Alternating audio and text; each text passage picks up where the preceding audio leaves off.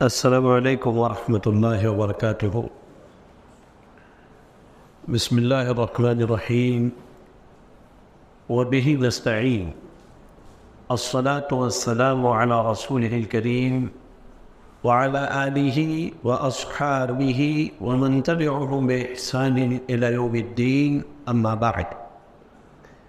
اعوذ باللہ من الشیطان الرجیم، بسم اللہ الرحمن الرحیم۔ احسب الناس ان يتركوا ان يقولوا آمنا وهم لا يفتنون رب اشرح لي صدري ويسر لي امري واحلل عقدة من لساني يفقهوا قولي اللهم لا حول ولا قوة الا بك۔ تمام تعریفیں اللہ رب العالمین کے لیے ہے، جس رب نے ہم سب کو یہاں جمع ہو کے اس کے دین کی کچھ باتیں کہنے اور سننے کا موقع دیا۔ اس پر ہم اللہ کا جتنا شکر ادا کرے ہمارے لیے کم ہے۔ بعد درود و سلام ہو اللہ کے تمام نبیوں اور رسولوں پر، اور خصوصیت کے ساتھ ہم سب کے امام اعظم رحمۃ للعالمین جناب محمد رسول اللہ صلی اللہ علیہ وسلم پر اور آپ کے آل و اصحاب پر، اللہم صلی علی محمد وعلی آل محمد کما صلیت علی ابراہیم وعلی آل ابراہیم انک حمید مجید، اللہم بارک علی محمد وعلی آل محمد کما بارکت علی ابراہیم وعلی آل ابراہیم انک حمید مجید۔ معزز و مکرم حاضرین مجلس اور پردے میں بیٹھی میری مائیں اور میری بہنیں، مجھے جس موضوع پر بات کرنے کا حکم ہوا ہے وہ موضوع ہے فتنوں کے دور میں عورت کا کردار۔ آج کا ہمارا یہ سہانا مسجد میں خصوصی پروگرام ہماری ماں اور بہنوں کے لیے ہے۔ اس مناسبت سے یہاں آپ کے سامنے کچھ باتیں کہنے کی کوشش کروں گا۔ میں اللہ سے دعا کرتا ہوں اللہ تعالیٰ مجھے حق کہنے، حق سننے اور ہم سب کو حق پر عمل کرنے کی توفیق عطا فرمائے، آمین۔ میری ماں اور میری بہنوں، ایک وقت عورتوں پر ایسا بھی گزرا ہے کہ جب کسی کے گھر بیٹی کی پیدائش ہو جاتی تھی تو آدمی اپنے لیے دنیا میں سب سے زیادہ ذلت یہی محسوس کرتا تھا کہ اللہ نے اسے بیٹی دیا ہے۔ آپ جب قرآن پڑھیں گے تو اللہ نے قرآن میں کہا وَإِذَا بُشِّرَ أَحَدُهُمْ بِالْأُنثىٰ ظَلَّ وَجْهُهُ مُسْوَدًّا وَهُوَ كَظِيمٌ۔ اللہ نے کہا کہ جب ان میں سے کسی کو کہا جاتا ہے کہ تمہارے گھر بیٹیاں پیدا ہوئی ہے یا بیٹی پیدا ہوئی ہے تو اس کا چہرہ بالکل سیاہ پڑ جاتا ہے، چہرے کا رنگ ہو جاتا ہے، اور اپنی قوم کو یا اپنے لوگوں کو دیکھ کر وہ بھاگا بھاگا پھرتا ہے، کہیں چھپتا ہے، اپنے آپ کو کہیں چھپا دیتا ہے۔ کیوں؟ اس لیے کہ وہ اپنے لیے بیٹی کا پیدا ہونا بہت شرم کی بات سمجھتا ہے۔ اس کے بعد جب دین اسلام آیا تو اسلام نے عورتوں کو وہ عزت، وہ مقام اور وہ مرتبہ دیا کہ دنیا میں پائے جانے والے جتنے بھی مذہب ہیں، جتنے بھی دھرم ہیں یا لوگوں کے بنائے ہوئے اصول ہیں، قانون ہیں، اس نے عورتوں کو وہ عزت اور وہ مقام نہ دیا۔ آپ دیکھیں کہیں عورت کو اگر بیوی کہا گیا ہو تو کہا کہ یہ تمہاری جو ہے سب سے زیادہ بھلائی اور احسان کی حقدار ہے۔ عورت کو اگر بیٹی اور بہن کہا گیا تو کہا کہ ان کی تربیت کے ذریعے انسان جنت کو حاصل کر سکتا ہے۔ میری بہنوں اور میری ماؤں، یاد رکھیں اللہ تعالیٰ نے آپ لوگوں کو ایک اونچا مقام دیا ہے، آپ کو ایک مرتبہ دیا ہے، لہذا سب سے پہلے اس بات کا احساس آپ کو ہونا چاہیے کہ اللہ تعالیٰ نے آپ پر اسلام کی نعمت نازل فرما کے آپ کو دنیا کی ساری بھلائی عطا کر دی، آپ دیکھیں ہمارے سماج میں کتنی ایسی عورتیں ہیں جو ہیں عورت لیکن وہ غیروں کی عبادت میں لگی ہوئی ہے، کوئی پتھر کی عبادت میں، کوئی درخت کی عبادت میں، کوئی کسی جانور کی عبادت میں، کوئی کسی انسان کی عبادت میں۔ لیکن آپ جب نظر اٹھا کے دیکھتی ہے تو آپ کو محسوس ہوتا ہے کہ اس اتنے بڑے سماج میں اللہ نے آپ کو مسلمان بنایا ہے۔ میری بہنوں یاد رکھیں، یہ بات اپنی ذہن میں بٹھا لیں کہ ہم پر جو اللہ کا سب سے بڑا انعام ہوا ہے، یا ہماری عورتوں پر جو اللہ کا سب سے بڑا انعام ہوا ہے، وہ یہ کہ اللہ نے انہیں مسلمان بنایا ہے۔ آپ جب قرآن پڑھیں گی تو اللہ نے بہت ساری نعمت دی ہے۔ آپ صبح سے لے کے شام تک گھروں میں زندگی گزارتی ہیں، آپ دیکھیں ہاتھ، پیر، آنکھ، ناک، کان، منہ، بولنے کی طاقت، سونگھنے کی طاقت، سننے کی طاقت، مال، دولت، زمین، جائیداد، ساری نعمتیں اللہ نے دی ہیں۔ لیکن قرآن میں اللہ نے کسی بھی نعمت پر احسان نہیں جتلایا کہ میں نے تم کو سننے کی طاقت دی، کان دیا، منہ دیا، زبان دی تو ہمارا احسان ہے۔ نہیں، اللہ نے صرف دو نعمتوں پر اپنا احسان جتلایا۔ ایک نعمت اللہ نے جب نبی کو بھیجا تو کہا کہ ہمارا یہ احسان ہے کہ ہم نے نبی کو بھیجا ہے، اور دوسرا اللہ نے اسلام کی نعمت دی ہے، اس پر اللہ نے احسان جتلایا۔ اللہ نے کہا یمنون علیک ان اسلموا قل لا تمنوا علی اسلامکم بل اللہ یمن علیکم ان ہداکم للایمان۔ کہا کہ دیہات کے لوگ پچھلے دور میں آ کے نبی صلی اللہ علیہ وسلم کے پاس کہتے تھے کہ بھائی ہم مسلمان ہو گئے، یہ ہمارا احسان ہے آپ پر، تو اللہ نے کہا کہ نہیں، بل اللہ یمن علیکم ان ہداکم للایمان، احسان تو اللہ کا ہے کہ اللہ نے ہمیں مسلمان بنایا ہے۔ میری بہنوں، اپنی اس پہچان کو زندگی بھر برقرار رکھنا کہ تم ایک مسلمان عورت ہو، تم ایک ایمان والی ہو، ایک اسلام والی ہو، اللہ اور اس کے رسول کے کلمے کو پڑھنے والی عورت ہو۔ یاد رکھیں، فتنے روز اول سے چلے آ رہے ہیں، اور یہ فتنے در حقیقت اللہ کی طرف سے ہے۔ اللہ نے کیا کہا قرآن میں، احسب الناس ان یترکوا ان یقولوا آمنا وهم لا یفتنون۔ اللہ نے کہا کہ صرف آپ لا الہ الا اللہ پڑھ لیجئے گا تو اللہ آپ کو چھوڑ دے گا؟ نہیں، اللہ تعالیٰ آزمائے گا۔ اب آپ دیکھیں میری بہنیں کہ یہ اللہ کی آزمائش کیوں آتی ہے، اللہ کی آزمائش کیوں آتی ہے۔ آپ کو میں ایک مثال دیتا ہوں۔ آپ اپنے سونے کا کوئی زیور لے کر سونار کے پاس جاتی ہے، جانے کے بعد آپ اسے کہتی ہے کہ بھائی یہ میرے سونے کا زیور ہے، میں نے 10 سال پہلے خریدا تھا، اب ذرا اس کو دیکھو کہ اس میں اصلی سونا کتنا ہے اور ملاوٹ کتنی ہے۔ اب وہ کیا کرتا ہے، سونے کو آگ کے اوپر تپاتا ہے، گرم کرتا ہے، اور وہ سونا گل کے کھاد اور اس میں ملاوٹ الگ اور اصلی سونا الگ ہو جاتا ہے۔ تو یہ آزمائش کسی لیے آتی ہے، آزمائش کسی لیے آتی ہے؟ اللہ تعالیٰ دیکھنا چاہتا ہے کہ کون سی عورت ہے اللہ کی پکی اور سچی بندی ہے، اور کون وہ ہے جو صرف دعویٰ کرتی ہے کہ ہم مسلمان ہیں۔ آزمائش آئے تو گھبرائیے نہیں میری بہنیں، گھبرائیے نہیں، آزمائش اللہ کی طرف سے ہے۔ اللہ تعالیٰ اس آزمائش کے ذریعہ آپ کا اور ہمارا امتحان لیتا ہے۔ اللہ یہ دیکھنا چاہتا ہے کہ کون سی وہ عورت ہے، کون سی وہ میری بندی ہے جس نے مجھ پر ایمان لایا اور وہ آزمائش میں ڈٹی ہوئی ہے۔ یاد رکھیں میری بہنیں، آزمائشیں آئیں گی، فتنے آئیں گے، فتنوں کا معنی ہی ہوتا ہے آزمائش۔ آپ دیکھیں، مجھے حدیث یاد آتی ہے، ایک دن اللہ کے رسول صلی اللہ علیہ وسلم مدینے میں تھوڑی اونچائی پر چلے گئے تھے صحابہ کے ساتھ۔ آپ نے صحابہ کو کہا کہ اے میرے صحابہ ذرا غور کرو، تم وہ دیکھ رہے ہو جو میں دیکھ رہا ہوں؟ تو صحابہ نے کہا کہ نہیں، آپ کیا دیکھ رہے ہیں، کیا معلوم؟ تو آپ نے کہا انی ارى الفتن خلال بیتکم کمواقع القطر۔ کہا اے میرے صحابہ میں دیکھ رہا ہوں کہ مدینے کی بستی پر جو ہے بارش جیسے برستی ہے ویسے فتنے برس رہے ہیں۔ اب میری بہنوں ذرا اس حدیث پر غور کرو کہ بات ہو رہی ہے اس زمانے کی کہ جب اللہ کے نبی موجود ہے، وہ زمانہ جو دنیا کا سب سے بہترین زمانہ ہے، اس وقت اللہ کے نبی کہہ رہے کہ مدینے میں ایسے فتنے نازل ہو رہے ہیں جیسے بارش برس رہے ہو آسمان سے۔ یہ بتاؤ، اپنے دل سے پوچھ کے دیکھو کہ جب نبی کے زمانے میں اتنے فتنے تھے تو کیا آج فتنے نہیں ہیں؟ اچھا ایک دوسری حدیث سنو آپ، ایک دن اللہ کے رسول صلی اللہ علیہ وسلم بستر پر سوئے ہیں اور آپ گھبرا کے بے چین ہو کے بستر سے اٹھ گئے.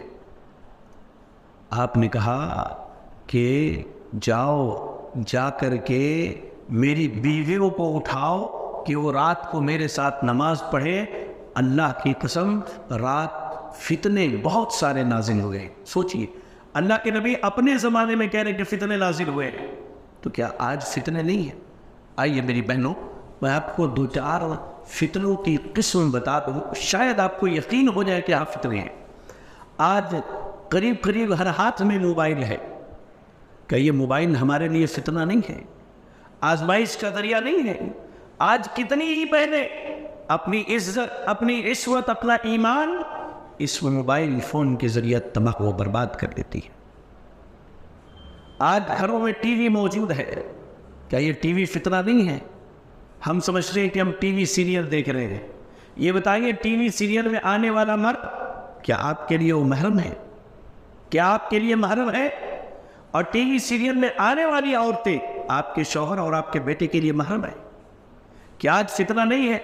آپ سماج میں باہر نکلیے, اکثر و بیشتر غیر شادی شدہ مسلم بچیاں پردہ نہیں کرتی ہیں. پردے کے نام پر کیا ہے؟ سر پہ ایک اسکارف باندھ لیا اور نوز پن لگا لیا, ہم سمجھتے ہیں یہ پردہ ہے. نہ, یہ پردے کا مذاق ہے, پردے سے کھلواڑ ہے, یہ فتنہ ہے. یہ بہت بڑا فتنہ ہے. کیا فتنہ نہیں ہے کہ آپ اپنے دل سے یہ پوچھ کر کے دیکھیں؟ میری بہنوں سے میں خصوصی طور پہ ایک فتنے کے تعلق سے آج بات کرنا چاہتا ہوں. آپ کی بیٹی آپ کے بھائی کے بیٹے کے ساتھ اور آپ کی بہن کے بیٹے کے ساتھ کہیں بھی آزادی سے چلی جاتی ہے, اکیلے اور تنہا. یہ دونوں اس کے کزنس ہیں, ماموں کے بیٹے اور خالہ کے بیٹے.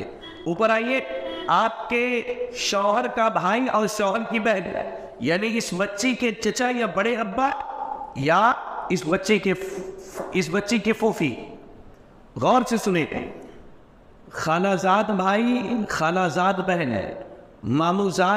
خالہ زاد بھائی, مامو زاد بھائی, چچا زاد بھائی, پھوپھی زاد بھائی, یہ 4 غیر محرم ہیں. آپ کی بیٹی کے لیے واجب تھا کہ ان سے پردہ کرے, لیکن ہم ان کو آزادی اور چھوٹ دے کر کے رکھے ہوئے ہیں کہ یہ ان کے ساتھ کالج بھی جا سکتی ہے, ان کے ساتھ مارکیٹ بھی جا سکتی ہے, نانی کے یہاں جائے تو ماموں کا بیٹا لا کر کے پہنچا سکتا ہے. کیا یہ فتنہ نہیں ہے؟ کیا یہ فتنہ نہیں ہے؟ آپ اپنے دلوں سے پوچھ کر کے دیکھیں, کیا میں غلط کہہ رہا ہوں؟ کہ یہ فتنہ نہیں؟ اور اللہ کے قسم آج سماج میں یہ فتنہ سب سے زیادہ عام ہے, اور اسی فتنے کی وجہ سے اب ہم نے اپنے بچیوں کو کیا سمجھا کے رکھا ہے, ٹھیک ہے خالہ کا بیٹا ہے, ماموں کا بیٹا ہے, چچا کا بیٹا ہے, پھوپھی کا بیٹا تمہارے بھائی کی طرح ہے. اب ان مردوں کے درمیان رہتے رہتے ہماری بیٹی اتنی آزاد ہو جاتی ہے کہ کالج جانے کے بعد غیر محرم کیا غیر مسلم بچوں کی مجلسوں میں اٹھنا بیٹھنا شروع کر دیتی ہے. اور ایک وقت کے بعد ہم یہ سنتے ہیں کہ فلاں کی بیٹی جو ہے فلاں غیر مسلم کے ساتھ بھاگ کے اس سے شادی اور نکاح کرنے جائے. کیا یہ فتنہ نہیں ہے؟ ذرا غور کریں. آج سے طے کر لیجئے کہ آپ اپنی بیٹیوں کو وہ اسلامی تعلیمات دینا چاہتی ہیں جس اسلام نے ان کی عزت کو برقرار رکھا ہے, یا وہ دنیاوی تعلیمات, وہ سماجی تعلیمات جس نے ان کی عزتوں کے لوٹے جانے اور عزتوں کو تباہ و برباد کیے جانے کے راستوں کو ہموار کیا ہے. میری بہنیں, فتنے تو اتنے ہیں, اللہ کی قسم اگر میں گنانا شروع کروں تو آپ پریشان ہو جائیں گی. شادی بیاہ کے معاملے میں لڑکا لڑکی آپس میں اکٹھے ہو رہے, مل رہے ہیں, بیٹھ رہے, کیا یہ فتنہ نہیں ہے؟ شادی بیاہ کے رسم و رواج, یہ فتنہ نہیں ہے؟ شادی بیاہ میں کیا ہے؟ صرف اور صرف میں آپ کو بتا دوں کہ نکاح میں ایجاب و قبول, مہر کی ادائیگی, ولیمے کی دعوت ہے. اچھا, یہاں پر ہلدی کی رسم منائی جاتی ہے؟ لڑکا یا لڑکی کو ہلدی لگاتے ہیں؟ کوئی کرتے ہیں. اگر کوئی کرنے والے ہیں تو آج ایک بات سن کے جائے, شاید کسی کو معلوم ہو کہ ہلدی کی رسم کیوں کی جاتی ہے. آپ کو بتا دیتا ہوں, ہلدی کی رسم اس لیے کی جاتی ہے کہ غیر مسلموں کے عقیدے کے مطابق ان کا ایک بہت بڑا دیوتا ہے جو در حقیقت ایک شیطان ہے, اس کا نام ہے نرسو. وہ اپنے بچے اور بچیوں کو ہلدی اس لیے لگاتے ہیں کہ انہیں ڈر ہوتا ہے کہ یہ نرسوں ہمارے بچے اور بچیوں کی شادی ہونے نہیں دے گا، اور ہو گئی شادی تو یہ ان کو سکون سے زندگی گزارنے نہیں دے گا۔ اب غیر مسلم معاشرے میں ہم بھی رہتے ہیں، ایک جگہ اٹھنا بیٹھنا آنا جانا ہے، وہ رسم و رواج ہم نے اختیار کر لیا، اور جانے اور انجانے میں ہم ایک شیطان کی عبادت کرتے ہلدی کی رسم کے ذریعہ۔ واہ، کسی نے اگر کیا ہو تو گزارش ہے کہ وہ آج کے آج اللہ سے توبہ کر لے، ورنہ بغیر توبہ کے مر جائے تو میں سمجھتا ہوں کہ اس کے لیے نجات ممکن نہیں ہے۔ توبہ کر لے آج کا۔ در حقیقت یہ ہلدی کی رسم ایک جو ہے کہہ لیجیے کہ فتنہ ہے، اور شیطان کی عبادت ہے۔ کئی فتنے ہیں، ان فتنوں کے دور میں ہماری ماؤں اور ہماری بہنوں اور ہماری بیٹیوں کے کاندھے پر اللہ نے کچھ ذمہ داری لگائی ہے۔ میں ان کو مختصر گناؤں۔ سب سے پہلی ذمہ داری، آپ تعلیم حاصل کیجئے۔ میں نے ماشاءاللہ میڈیاڈ میں تقریباً 2-3 مکتبوں کے دورے کی، مجھے بہت دلی خوشی ہوئی کہ یہاں کے لوگ جو ہے کم سے کم مکتب کی تعلیم کے تعلق سے بیدار ہیں، مکتب کی تعلیم کے تعلق سے بیدار ہے۔ تو میں یہ کہنا چاہتا ہوں میری بہنوں کہ سب سے بنیادی اور اہم چیز، آپ تعلیم کی کوشش کیجیے کہ آپ دین کیسے کہاں سے حاصل کر سکتی ہیں۔ جانتی ہیں عربی زبان کا ایک مشہور مقولہ ہے کہ اذا لا يدری ما یتقی کیف یتقی، کہا کہ اگر کسی کو علم ہی نہ ہو کہ کس چیز سے بچنا ہے تو کیسے بچے گا؟ اب آپ کو فتنوں کا علم نہیں ہے تو آپ فتنوں سے کیسے بچیے گا؟ یہ بتائیے، فتنوں سے کیسے بچیں گے؟ تو اس کے لیے سب سے اہم اور بنیادی چیز کیا ہے؟ تعلیم حاصل کیجیے۔ اور جب آپ تعلیم حاصل کریں گے تو آپ کا ایمان اتنا مضبوط ہو جائے گا، اتنا مضبوط ہو جائے گا، اللہ اکبر، آپ پریشان ہو جائے گا۔ اللہ نے کیا کہا قرآن میں؟ انما یخشی اللہ من عبادہ العلماء، کہ جن کے پاس علم ہوتا ہے حقیقت میں وہی اللہ سے ڈرتے ہیں۔ اور جو اللہ سے ڈرنے والے ہیں، یا جو اللہ سے ڈرنے والی ہے، وہ فتنوں سے بچتی ہے۔ آپ کو ایک مثال دیتا ہوں، بات آئی ہے تو آپ کو ایک مثال دیتا ہوں۔ آپ کو معلوم ہوگا کہ فرعون جو ہے ایک بڑا ظالم بادشاہ گزرا ہے، اور یہ کب تھا؟ موسیٰ علیہ السلام کے دور میں تھا۔ موسیٰ علیہ السلام کے دور میں کچھ لوگوں نے موسیٰ علیہ السلام سے دین سیکھ کے، علم سیکھ کے ایمان لایا، اور ان کا ایمان بڑا مضبوط ایمان تھا۔ کیوں؟ کیونکہ ان کے پاس علم تھا اللہ کے بارے میں، اللہ کے بارے میں جانتے تھے۔ ایک دن فرعون کی بیٹی کی خادمہ تھی، خدمت کرنے والی، نوکرانی کہہ دیجئے، وہ فرعون کی بیٹی کو کنگھی کر رہی تھی اس کے سر میں۔ اچانک اس کے ہاتھ سے کنگھی چھوٹ کے گر گیا، کنگھی چھوٹ کے گر گیا۔ تو اس نے اٹھایا اور دوبارہ کنگھی شروع کرنے کے لیے کہا کہ بسم اللہ۔ تو فرعون کی بیٹی پوچھتی ہے، یہ جو تم نے اللہ کہا ہے بسم اللہ، تو یہ میرے باپ کو کہا ہے نا؟ کیونکہ فرعون تو کہتا تھا فقال انا ربکم الاعلی، میں تم سب کا رب ہوں، سب سے بڑا رب ہوں۔ فرعون کی بیٹی نے کہا کہ یہ جو تم کہہ رہی ہو کہ میں اللہ کے نام سے شروع کرتی ہوں، تو میرے باپ کو ہی کہہ رہی ہو؟ کہا کہ نہیں، میں اس اللہ کی بات کر رہی ہوں جو تیرا رب ہے، میرا رب ہے، تیرے باپ کا بھی رب ہے۔ فرعون کی بیٹی کہتی ہے کہ میں یہ بات جا کر کے اپنے ابا کو بتا دوں گی۔ کہا جاؤ بتا دو۔ دیکھیے، علم ہوگا تو ایمان کتنا مضبوط ہوگا، فتنوں سے کیسے بچ پائیں گے، میں بس یہ بتانا چاہتا ہوں۔ کہا کہ جاؤ جا کر بتا دو اپنے ابا کو۔ گئی، جا کر اس نے اپنے باپ کو بتا دیا۔ اب فرعون نے اس خادمہ کو بلایا، پوری مجلس سجی ہوئی، سارے لوگ بیٹھے ہوئے۔ فرعون نے کہا کہ میں نے سنا ہے کہ تم نے کسی رب پر ایمان لایا۔ کہا کہ ہاں، میں نے موسیٰ کے رب پر ایمان لایا ہے، میں اپنے رب کو جانتی ہوں، پہچانتی ہوں، میں نے اس رب پر ایمان لایا ہے۔ تو کہا کہ ایمان سے پلٹ جاؤ۔ دیکھو میری بہنوں، فتنے ایسے ہوں گے کہ اللہ کے نبی صلی اللہ علیہ وسلم نے کہا کہ آدمی صبح کو ایمان والا ہوگا تو شام کو کافر ہو جائے گا، اور شام کو ایمان لائے گا تو صبح ہوتے ہوتے کافر ہو جائے گا۔ اس کی ایک مثال دیتا ہوں۔ مسلم بچی کسی غیر مسلم کے ساتھ ہاتھ کے شادی کر لے، وہ صبح کو جب گھر سے نکلتی ہے تو ایمان کی حالت میں نکلتی ہے، اور شام کو جب اس سے نکاح کرتی ہے تو وہ کفر کی حالت میں چلی جاتی ہے۔ یہ مثال ہے، زندہ مثال ہے، آپ سمجھ سکتے ہیں اس چیز کو۔ وجہ کیا ہے؟ اس کے پاس اللہ کا علم نہیں ہے، اس لیے وہ غیر کے ساتھ نکاح کرنے پر تیار ہے، وہ اس فتنے میں پڑ چکی ہے۔ اب دیکھیے، فرعون نے کہا کہ ایمان سے پلٹ جاؤ. وہ کہتے کہ دیکھو تم نے جو کرنا ہے کر لو, میں اللہ پر ایمان لائی, اس سے پھرنے والی نہیں. اب دیکھیے کتنا بڑا فتنہ, کتنی بڑی آزمائش آتی ہے. فرعون نے کہا کہ اس کے بچوں کو بلا دو. تقریباً اس کے 3 یا 4 بچے تھے, اور فرعون نے کہا کہ ایک بڑی سی کڑھائی میں تیل گرم کرو. سارے لوگ بیٹھے ہوئے ہیں. اب میری بہنوں ذرا غور کرو کہ اس فتنے کے سامنے اس عورت کا ایمان کتنا مضبوط تھا, اور آج آپ کا ایمان کتنا مضبوط ہے. فرعون نے اس کے ایک بچے کو لیا اور کہا کہ اسے دہکتے ہوئے تیل میں ڈال دو. اس عورت کے سامنے اس کے بچے کو ڈال دیا گیا. لمحہ بھر نہیں گزرا, جسم کے گوشت پورے گل گئے تیل میں, اور ہڈیاں اوپر چلی آئی. دوسرے بچے کو لا کر کے ڈال دیا گیا.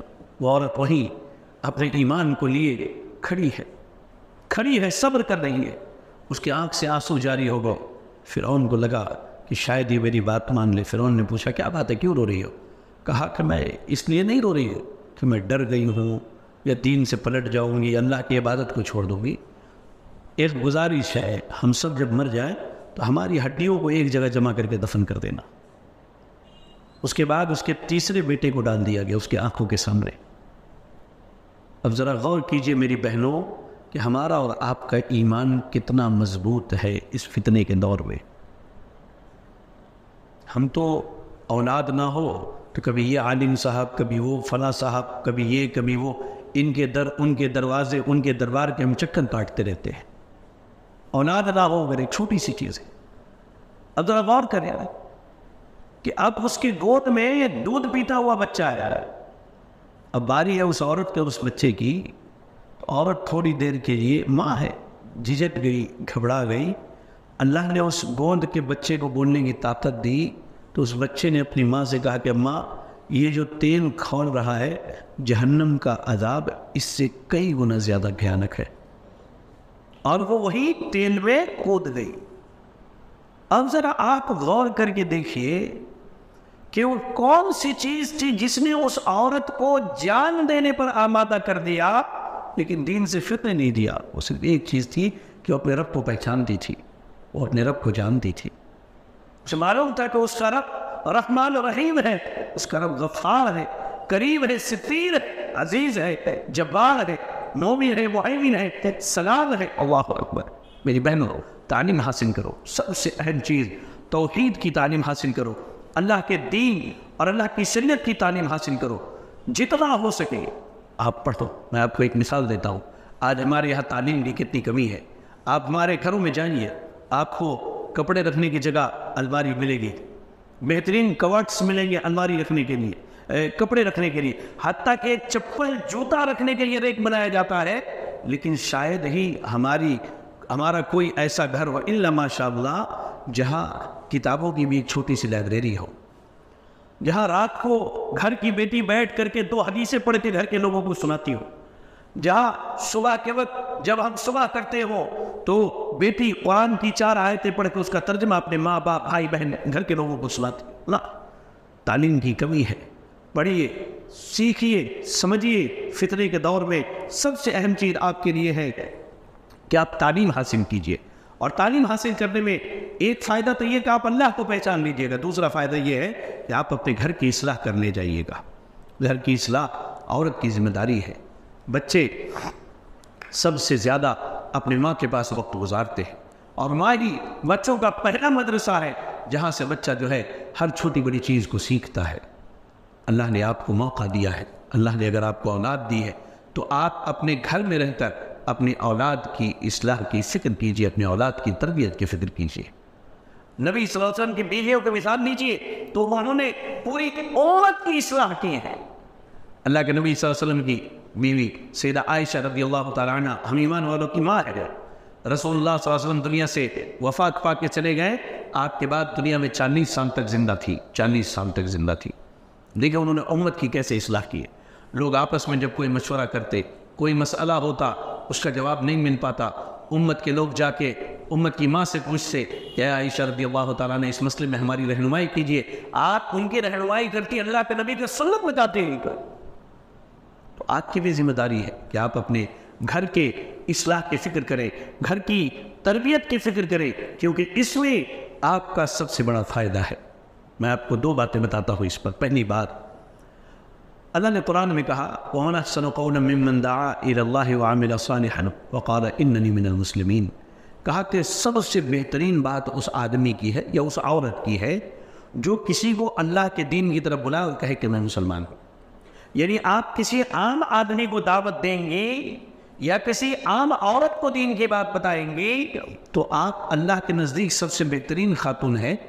تو وہی دعوت اگر آپ اپنی اولاد کو دیتی ہے، اپنی بیٹیوں کی اصلاح میں لگاتی ہے، اپنے بیٹوں کی اصلاح میں لگاتی ہے، اپنے گھر کی تربیت میں لگاتی ہے، تو کیا یہ آپ کے لیے خیر نہیں ہے؟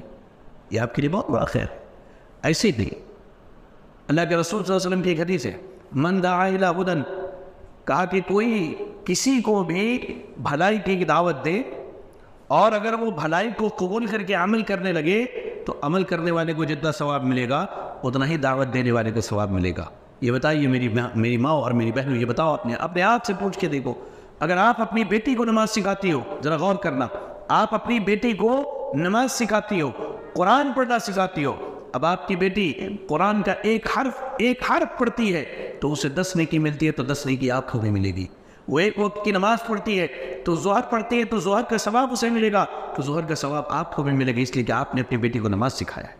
اب ذرا غور کیجئے، آپ کی بیٹی اپنی اولاد کو، وہ اپنی اولاد کو، اب یہ سلسلہ جب تک چلے گا، جتنے لوگ آپ کی دعوت پر عمل کریں گے سب کو جہاں ثواب ملے گا، سب کے ثواب کا ایک حصہ آپ کو بھی دیا جائے گا اور اس میں کوئی کمی نہیں ہوگی۔ اس لیے اولاد کی تربیت میں، گھر کی اصلاح میں آپ جو بھی وقت لگاتی ہے پریشان نہ ہو۔ گھر کی اصلاح میں ایک بات میرے ذہن میں آئی ہے تو بتا دو کہ آپ سب سے پہلے گھر کی اصلاح میں جہاں کوششیں کرتی ہیں وہاں ایک اہم چیز کا خیال کریں کہ اپنی اولاد کے حق میں خوب دعائیں کریں۔ عبداللہ ابن مسعود رضی اللہ تعالیٰ عنہ کے بارے میں نے کہیں پڑھا تھا کہ آپ رات کو اٹھ کے تہجد پڑھتے تھے اور جب اپنے کمرے میں جانے لگتے اپنے چھوٹے چھوٹے بچوں کو دیکھتے سو رہے ہیں تو ان کی طرف اشارہ کر کے کہتے من اجلک یبنی، اے میری اولاد، اے میرے بچوں، اے میری بیٹیوں، یہ عبادت میں صرف تمہارے لیے کر رہا ہوں، یعنی اس عبادت میں اللہ سے دعا کر رہا ہوں۔ تو آپ اگر شادی ہوتی ہے آپ کی تب آپ دعا کیجئے کہ اللہ آپ کی اولاد کی اصلاح کر دے، جب آپ پریگننٹ ہوتی ہے، حمل سے ہوتی ہے، تب دعا کیجئے، چلتے پھرتے اٹھتے بیٹھتے، بچے کی پیدائش ہو جائے تب دعا کیجئے، بچے کی پیدائش ہو جائے تب دعا کیجئے، بچے کو چلتا ہوا دیکھیے تب دعا کیجئے، دعائیں کرتی جائیے یہاں تک کہ آپ کی دعا اللہ کے عرش سے جا کے ٹکرائے اور اللہ تعالیٰ آپ کے گھر اور آپ کی اولاد کی اصلاح کر دے۔ عورت کی یہ بڑی ذمہ داری ہے آج اس فتنے کے دور میں کہ اپنے اولاد کی اصلاح کرے، اپنے گھر کی اصلاح کرے، ساتھ ساتھ ان کے حق میں دعا کرے۔ ہاں، ایک بات، کبھی بھی اپنی اولاد کو بد دعا نہ دینا میری ماں اور بہنوں، یہ آپ کے اس بھائی کی، اس بیٹے کی گزارش ہے، یاد رکھیں۔ بسا اوقات آپ بچے کی تربیت کر رہی ہیں، بچہ بدماشی کرتا ہے، آپ کی باتیں نہیں سنتا، آپ ناراض ہو کے کہتے جا، تباہ ہو جا، برباد ہو جا، مٹی میں مل جا۔ میں آپ کو 2 باتیں سناتا ہوں۔ ایک مرتبہ حسن بصری رحمۃ اللہ علیہ کے پاس یا امام عبداللہ ابن مبارک رحمۃ اللہ علیہ کے پاس ایک آدمی آیا، آ کر کے اس نے شکایت کی کہ میرا بیٹا جو ہے وہ میری باتیں نہیں سنتا ہے، میرا بڑا نافرمان ہے، فرما بردار نہیں ہے۔ تو انہوں نے کہا کہ دعوت علیہ، کیا کبھی اپنی اولاد پہ بد دعا کی تھی؟ کہا کہ ہاں۔ تو انہوں نے کہا کہ اٹھو یہاں سے جاؤ، تم نے بد دعا کر کے اپنی اولاد کو خود بگاڑا ہے، اولاد کو کبھی بد دعا مت دیجیے۔ اللہ کے رسول صلی اللہ علیہ وسلم ارشاد فرماتے ہیں لا تدعوا علی انفسکم ولا علی اموالکم ولا علی اولادکم، کہا کہ اپنے آپ پر بد دعا مت کرو۔ ہوتا ہے نا پریشان ہو کے یا اللہ میں مر جاتی تو اچھا ہوتا، خاص کر کے ہماری جوان بہنیں، میں مر جاتی تو اچھا ہوتا، ارے گناہ ہو گیا، کوئی غلطی ہو گیا، آپ اللہ سے توبہ کیجئے، مرنے کی بات کیوں کرتی ہیں آپ؟ اللہ سے توبہ کیجئے، توبہ کا دروازہ کھلا ہوا ہے، آپ مرنے کی بات کیوں کرتی ہیں؟ بسا اوقات ہماری بہنیں جو اس میں آ کے خودکشی کر لیتی ہیں وہ حرام موت کر کے آپ جاتی ہیں، نہیں، اللہ نے توبہ کا دروازہ کھول کے رکھا ہے، آپ اللہ سے توبہ کیجئے۔ میں مر جاتی تو اچھا ہوتا، میں تباہ ہو جاتی تو اچھا ہوتا، میں برباد ہو جاتی تو اچھا ہوتا، اس طرح کی باتیں کہتی ہماری بہنیں۔ کہا کہ نہیں، اپنے آپ پر بد دعا نہ دو، اپنی مال و دولت پہ بد دعا نہ دو، کبھی یہ ڈوب جائے، یہ برباد ہو جائے، یہ تباہ ہو جائے تجارت، نہ کہا ولا علی اولادکم، اور اپنی اولاد کو بد دعا نہ دو۔ کیوں؟ اللہ کے نبی صلی اللہ علیہ وسلم نے کہا کہ ہو سکتا ہے جب تم بد دعا دے رہے ہو یہ دعا کے قبولیت کا وقت ہے، اور تمہاری بد دعا کو اللہ تعالیٰ قبول کر لے، اور تمہاری اولاد تمہاری نظروں کے سامنے تباہ و برباد ہو جائے، تم دیکھ ہی رکھ جاؤ۔ اللہ اکبر۔ اس لیے اولاد اور گھر کی اصلاح آج فتنے کے دور میں انتہائی اہم اور ضروری ہے۔ اور ایک تیسری اہم بات وہ یہ کہ اپنے آپ کو سوشل میڈیا سے بچا کے رکھیے۔ آپ میری بہنوں، یہ خصوصی گزارش ہے آپ سب سے کہ آپ اپنے آپ کو سوشل میڈیا سے بچا کر کے رکھیے۔ سوشل میڈیا ایک جال ہے جس کے ذریعہ مسلم بہنوں اور بیٹیوں کا شکار کیا جا رہا ہے۔ آپ کو ایک مثال دیتا ہوں۔ فیس بک پر ایک پیج ہے، ایک پیج چلتا ہے، پیج کا نام ہے اسلام کی شہزادیاں۔ ذرا غور سے سنو، پیج کا نام ہے اسلام کی شہزادیاں، یعنی مسلم بچیاں۔ قسم اللہ کی قسم کہتا ہوں، جب اس پیج کے ایڈمنس کے بارے میں پتہ کیا تو پتہ چلا کہ اس کے تقریباً 30 یا 40 ایڈمنس ہیں، اور سب کے سب غیر مسلم لڑکے ہیں۔ اب کوئی بھی مسلم بچی اسلام کی شہزادیہ پیج دیکھے گی، اس کو سبسکرائب کرے گی، وہ اس کو لائک کرے گی، وہاں سے اسے کچھ اسلامی باتیں ملیں گی۔ اب یہ غیر مسلم بچے مسلم بن کر کے، مسلم بچیاں بن کر کے ان سے باتیں کرتے، اس کے بعد ان کو اسلام سے نفرت دلاتے، اور اس کے بعد ایک وقت کے بعد یہ اپنا دین، دھرم، ایمان، ساری چیزوں کو چھوڑ کر ان کی راہ پر چل پڑتی ہے۔ تو میری بہنوں، سوشل میڈیا سے اپنے آپ کو بچاؤ۔ اگر بیٹی کو، بیٹے کو موبائل فون دیا ہے تو اس سے پوچھو کہ اس کا استعمال کیا کرتا ہے، وہ اس کا استعمال کیا کرتا ہے، اس کی ضروریات کیا ہے، اس سے تعلیم کے لیے دیا ہے، اپنے سامنے بٹھا کر کے پڑھاؤ، اپنے سامنے بٹھا کر کے پڑھاؤ۔ اللہ کے واسطے یہ سوشل میڈیا ایک ایسا پلیٹ فارم ہے کہ جس پلیٹ فارم پر شیطان کے چیلے، چاہے وہ انسانوں میں سے ہو یا شیطانوں میں سے، بیٹھ کر کے ہماری بہن بیٹیوں کا شکار کر رہے ہیں۔ بہت ساری بہنیں کہتی ہیں کہ نہیں شیخ، ہم جو ہے سوشل میڈیا پر بسا اوقات پڑوسی ملک کے ڈرامے دیکھتے ہیں، اور سارے کردار جو ہے مسلمانوں کے ہیں۔ سبحان اللہ، اسی لیے ہم دیکھتے ہیں۔ میں نے کہا ٹھیک ہے، ڈرامے کا نام کیا ہے؟ تو بتایا۔ اب اس ڈرامے کے بارے میں جب میں نے تحقیق کی، پڑھا، تو آپ کو بتاتا ہوں یہ مسلمانوں کے نام پر پڑوسی ملک کے جو ڈرامے چلائے جاتے ہیں کیسے ہوتے ہیں۔ اس ڈرامے کی کہانی اور اس کا بیس یہ ہے، ایک آدمی نے ایک عورت سے شادی کی ہے، اور ناجائز طریقے سے اسی عورت کی بہن کو اپنی رکھیل بنا کے رکھے ہوا ہے، اور ہماری بہنیں کہتی ہیں کہ اسلامی ڈرامہ ہے۔ یہ کون سا اسلام ہے؟ یہ کون سا دین ہے بھائی؟ شریعت کہاں سے اس کی تعلیم دیتی ہے؟ تو فتنوں کے دور میں جو موجودہ دور کا ایک بڑا فتنہ ہے سوشل میڈیا، چاہے وہ فیس بک ہو، چاہے وہ انسٹاگرام ہو، چاہے وہ ٹک ٹاک ہو، یعنی جو چیزیں ہیں جو آج سوشل میڈیا کے نام پر مشہور ہے، اللہ کے واسطے ان سے اپنے آپ کو بچا کے رکھیں۔ آپ واٹس ایپ استعمال کرتی ہیں تو آپ واٹس ایپ پہ وہی گروپ جوائن کریں جو آپ کے جان پہچان کے ہیں۔ انجان گروپ میں، نئے لوگوں کے درمیان آپ ہرگز جانے کی کوشش نہ کریں میری بہنیں۔ یہ راستے کھولے جاتے ہیں ہماری بہنوں کی عزت کے لیے۔ آپ دیکھیں اللہ تعالیٰ نے نبی صلی اللہ علیہ وسلم کی بیویاں جو دنیا کی سب سے پاک باز عورتیں ہیں، سب سے بہترین عورتیں، ان عورتوں کو اللہ نے کہا وَلَا تَخْضَعْنَا بِالْقَوْلِ، کہا کہ اگر کوئی تم سے کچھ مانگنے آئے، پوچھنے آئے تو اس سے لچکدار انداز میں بات نہ کرو۔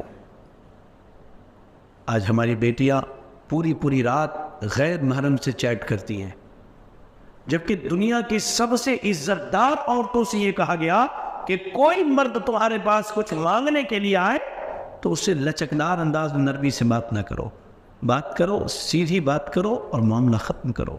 میری بیٹیوں، میری بہنوں، میری ماں، اللہ کے واسطے اس سوشل میڈیا جیسی بڑی بیماری سے اپنے آپ کی اور اپنی عزت کی حفاظت کر لو، اپنے آپ کو اور اپنی عزت کی حفاظت کر لو۔ یہ وقت ہے کہ ہم بیدار ہوں، ہم جاگیں اور اپنی عزتوں اور اپنی جان اور مان کی حفاظت کے لیے جو ہے ہم آگے بڑھیں۔ اور ایک آخری بات، فتنے کے اس دور میں آپ کی ایک بڑی ذمہ داری یہ ہے کہ آپ خود بھی پردہ کریں اور اپنی بیٹیوں کو بھی پردہ کروائیں۔ شریعت نے پردہ بچی کے بالغ ہونے سے ہی نافذ کیا ہے۔ ہمارے یہاں رسم کیا ہے؟ بچی شادی کے بعد نقاب لگائے گی، بچی شادی کے بعد پردہ کرے گی، نہ، شریعت نے اس کی اجازت نہیں دی۔ بعض بہنیں کہتی ہیں کہ آپ لوگ کہتے ہیں خالی پردہ پردہ، اصل پردہ دل کا ہونا چاہیے۔ ہمارا دل صاف ہے، ہمارا دل صاف ہے۔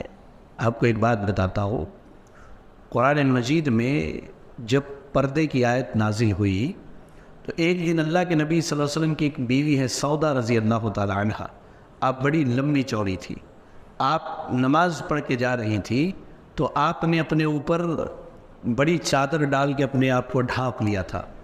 عمر رضی اللہ تعالیٰ عنہ نے دیکھا تو کہا کہ سودا، ہم نے پہچان لیا کہ تم نبی کی بیوی ہو۔ اب وہ گھر گئی، جا کر کے ناراض ہو گئی، اللہ کے نبی کو کہا کہ ہمارے شوہر نبی ہیں، وہی اللہ کی ہمارے گھر پہ آتے، جبریل ہمارے گھر آتے، عمر کون ہوتے پردے کے بارے میں بات کرنے والے؟ تو اللہ تعالیٰ نے آیت نازل کی، کہا اے نبی کی بیویاں تمہارے اوپر پردہ واجب ہے۔ اب بتائیے، نبی کی بیویوں سے بھی زیادہ کسی کا دل صاف ہے؟ نبی کی بیویوں سے بھی زیادہ کسی کا دل صاف ہے؟ اللہ تعالیٰ نبی کی بیویوں کو سب سے پہلے کہہ رہا ہے کہ اے نبی کی بیویاں تم پردہ کرو، اپنی بیٹیوں کو پردہ کراؤ، اور ایمان والی عورتیں پردہ کریں۔ تو نبی کی بیویوں سے زیادہ کسی کا دل صاف نہیں ہے، اس کے باوجود اللہ نے نبی کی بیویوں کو پردہ کرنے کا سب سے پہلے حکم دیا ہے۔ آج فتنے کی اس دور میں ہمارا اور ہماری بہنوں کی یہ ذمہ داری ہے، ہماری بہنیں اپنے آپ کو پردے میں رکھے، ڈھانپ کے رکھے، چھپا کے رکھے۔ یہ آپ کی عزت، آپ کی عصمت جو ہے اس کے بچانے اور آپ کی پہچان اور آپ کی کہہ لیجئے کہ تشخیص کے لیے ہے کہ آپ ایک شریف گھرانے سے ہیں، آپ ایک مسلم گھرانے سے ہیں، ایک شریف گھرانے سے آپ تعلق رکھتی ہیں۔ آپ خود سوچ کر کے دیکھیے، میں آپ کو ایک بات بتاتا ہوں، اگر آپ نے 10 لاکھ روپے کا زیور خریدا ہے تو آپ اسے بہت احتیاط سے لاکر میں بند کر کے اور چابی بہت سنبھال کے رکھتی ہیں، کیوں؟ کیونکہ اس کی قیمت ہے۔ کیا اس 10 لاکھ کے زیور کی قیمت ہماری بیٹیوں کی عزت سے زیادہ ہے؟ ذرا آپ خود سوچ کے دیکھیے، اس 10 لاکھ کے زیور کی قیمت ہماری بیٹیوں کی عزت سے زیادہ ہے۔ بیٹیوں کو بے پردہ رکھ رہی ہیں، بیٹیوں کو پردے کا حکم نہیں دے رہی۔ اچھا، بیٹی پردہ کر بھی رہی ہے، شادی بیاہ میں جاتے ہیں تو پردہ گھر پہ چھوڑ کر کے جاتے، کیوں؟ مہنگا کپڑا پہنا ہے، مہنگا کپڑا ہم نے پہنا ہے، اپنی بیٹیوں کو پردہ کروائیے، خاص کر کے گھر کے ماحول میں جو ان کے کزنز ہیں، چچا زاد بھائی، پھوپھی زاد بھائی، مامو زاد بھائی، خالہ زاد بھائی، ان سے ان کو پردہ کروائیے، تب جا کر کے آپ کا ماحول بنے گا۔ ہو سکتا ہے آپ کو میری باتیں سخت لگیں، لیکن یہی اسلامی تعلیمات ہے، اسی پر عمل کرنے میں ہمارے اور آپ کے لیے کامیابی ہے۔ آج سے آپ سوچ لیجیے کہ میں نے یہ کرنا ہے تو انشاءاللہ آپ نے کرنا ہے۔ آپ کو اسلام نے پوری آزادی دی ہے۔ اب ہماری آپ بے پردگی کا عادت یہ ہے، سبزی بیچنے والا ہے تو خریدنے کے لیے عورت باہر آتی ہے، دودھ دینے والا ہے لینے کے لیے عورت باہر آتی ہے۔ کیوں؟ آپ آئیے باہر، شریعت نے منع نہیں کیا ہے، آپ باہر آئیے، شریعت نے منع نہیں کیا ہے، لیکن آپ اپنے آپ کو نقاب میں، حجاب میں، پردے میں ڈال کر کے آئیے۔